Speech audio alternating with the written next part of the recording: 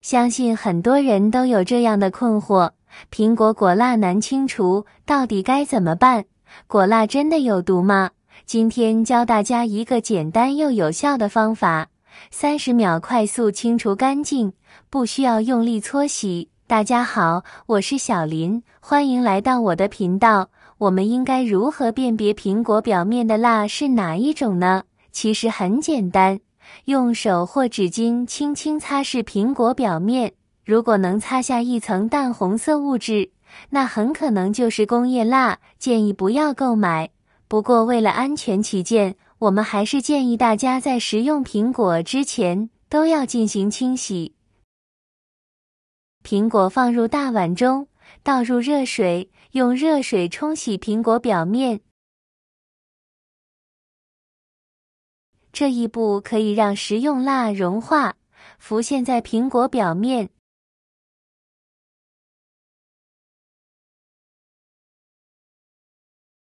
水温温，用厨房纸巾擦拭表面，就能轻松去除食用蜡了。苹果表面确实有一层蜡，但这层蜡分为3种：天然果蜡、食用蜡和工业蜡。天然果蜡是苹果本身自带的一种保护层，可以防止微生物和农药侵入果肉。食用蜡则是人工加工的，一般从甲壳类动物中提取，主要起到防腐保鲜的作用，对人体无害。如果是不法商贩为了节省成本，在苹果表面涂抹工业蜡，就值得警惕了。工业蜡提取自石油等矿物油，含有铅、汞等有害重金属，长期食用可能会危害健康。我们把苹果取出，静置风干，就能轻松去除食用蜡了。清洗前后的苹果表面有明显的区别。清洗前，苹果色泽鲜艳，手感光滑；清洗后，苹果表面暗淡无光，但更健康安全。这样清洗的苹果，果蜡全去除了，吃起来特别放心的。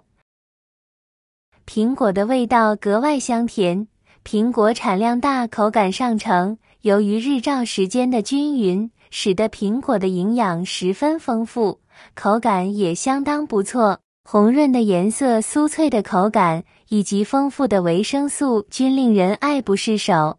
苹果的保存时间并不长，在超市货架上最多只能保存8天，家中冰箱中也只能保持新鲜约15天。但是对于苹果来说，放在冰箱里不仅占据了许多空间，如果长期存放在冰箱中，很容易使苹果失去其独有的果香，同时也会导致苹果内部水分的流失。接着再分享几种保鲜苹果的好方法，即使经过3个月，苹果还能保持甜美多汁。苹果保存方法1：买回来的苹果清理干净，把上面的灰尘给擦掉，注意不能直接用水清洗，否则苹果上面就容易留下水渍，影响苹果的保存时间。准备一个干纸箱，在纸箱底部铺上一层厨房用纸，防止纸箱底部受潮。在厨房用纸上撒一层薄薄的小苏打在厨房用纸上，再用厨房用纸在上面覆盖一层，把苹果一个一个放进去，放满1层之后再铺1层纸，以后继续放入苹果。全部苹果放好后，把纸箱盖起来，放置通风阴凉处就可以了。纸箱可以很好的隔离苹果与潮湿空气的接触，让苹果保存的时间很长。小苏打不仅可以吸收苹果呼吸产生的水分，保持纸箱内部干燥，防止苹果水分流失，还可以驱虫，防止昆虫过来咬坏苹果。苹果保存方法2：塑料袋保存法则是利用苹果自身的生理特性。通常我们买回水果后都会使用塑料袋包裹，而在塑料袋里，我们也可以将它变成一个密封袋，只需直接将塑料袋里的空气挤出，然后封闭袋口，再加入一些食盐，这样就能延长苹果的保鲜时间。苹果在封闭的塑料袋中会进行呼吸，这种自我调节的呼吸作用能使苹果保持一种休眠状态，从而延长其新鲜度。不过，为了防止内部环境过于潮湿导致腐烂，我们需要定期开袋通风，建议每2-3天就打开袋口通风，这样才能保持苹果的最佳状态。苹果保存方法3：混合保存法。我们还可以用苹果和其他水果混合储存的方法来延长苹果的保质期。这是因为苹果在储藏的过程中，它会散发出乙烯等物质。平时也可以用没有成熟的其他水果和苹果混合储藏，这样不仅可以促使没有成熟的水果成熟，还能使苹果的储藏时间更长。适合和苹果一起储存的水果有香蕉、猕猴桃等。苹果中含有的乙烯气体可以促进香蕉的成熟，但这种作用对香蕉的成熟有一定的帮助，不会对香蕉造成不良影响。猕猴桃是一种对乙烯非常敏感的水果，而苹果可以散发出乙烯的气味，这种气味可以催熟水果。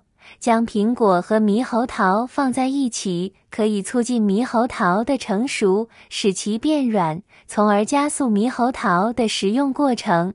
购买的苹果在储存之前需要彻底清洗，可以先取一些食盐放在掌心，接着用食盐不断地摩擦苹果的皮壳，此过程能有效地消杀细菌并去除污迹。由于食盐是颗粒状的，因此在摩擦时能帮助去除苹果上的果蜡。食盐擦过后，再将苹果放入温水中清洗，去除苹果上残留的污渍即可。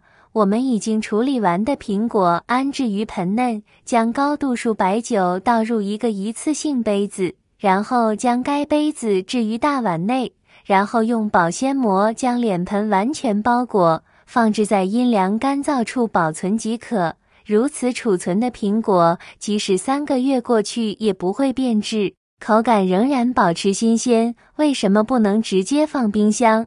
冰箱内的低温虽然能减缓食物腐败的速度，但对于某些水果来说，过低的温度反而会导致它们失去原有的风味，甚至加速变质。特别是对于像苹果这样含有较多水分和天然糖分的水果而言，长时间处于低温环境中，容易使其细胞结构受损，从而影响口感与营养价值。冰箱内部湿度较大，也容易造成苹果表面出现斑点或腐烂现象。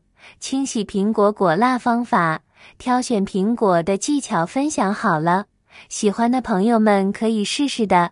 每天都会分享不同的精彩视频，感谢大家的支持和鼓励。我们明天再见。